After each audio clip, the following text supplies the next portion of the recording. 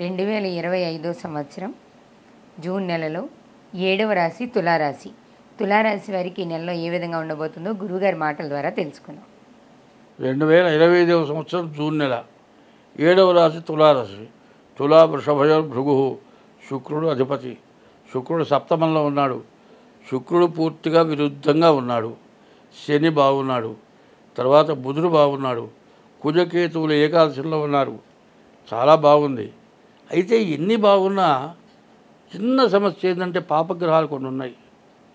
కుజుడు, శని, గురువు, ఈ గ్రహాలు ఎక్కడైనా ఇబ్బంది పెడితే మాత్రం ఏ ఒక్క గ్రహం శని కానీ గురువు కానీ కుజుడు కానీ తేడాగా ఉంటే మాత్రం అంతా బాగుందని చెప్పినా అంతా విరుద్ధంగానే ఉంటుంది.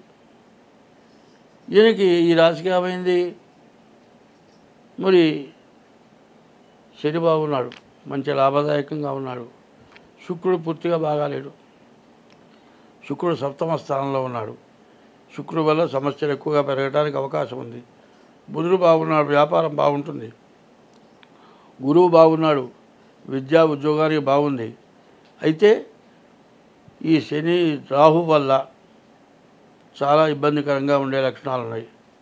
తర్వాత ఏంటంటే పూర్తిగా బాగుందని చెప్పడానికి ఎక్కడ అవకాశాలు కనపడలేదు. ఎందుకంటే చెప్పేది గోచారం పట్టుకొని నా పేరు సుబ్బయ్య అండి, నీ సుబ్బయ్య ఎట్లా వచ్చావా అంటే మా తాత పేరు సుబ్బయ్య, మా తాత పేరు నాకు పెట్టారు, నువ్వు పుట్టినరోజు నక్షత్రాన్ని బట్టి నీ పేరు పెట్టాలి. అది పెట్టలే. సుబ్బయ్య అని పేరు శతవర్ష నక్షత్రం కుంభరాశి చూడమంటారు. నీకు అది కాదయ్యా అంటే అర్థం కావట్లే. నాకు రాశి వరకు చెప్పు, నీకు ఏం రాసి చెప్పాలి? నీవు పుట్టిన జన్మ నక్షత్రం లేదు, నీకు డేట్ ఆఫ్ బర్త్ లేదు, మీ తాత పేరుతో నీ జాతకం నేను చెప్పేదా? ఇట్లా అడుగుతున్నారు. కొంతైనా దీంట్లో తెలియాల్సిన అవసరం ఉంది. అది తెలుసుకోకుండా ఏమండి డబ్బుల కోసం చెబుతున్నారు, జాతకం అడుగుతున్నారు.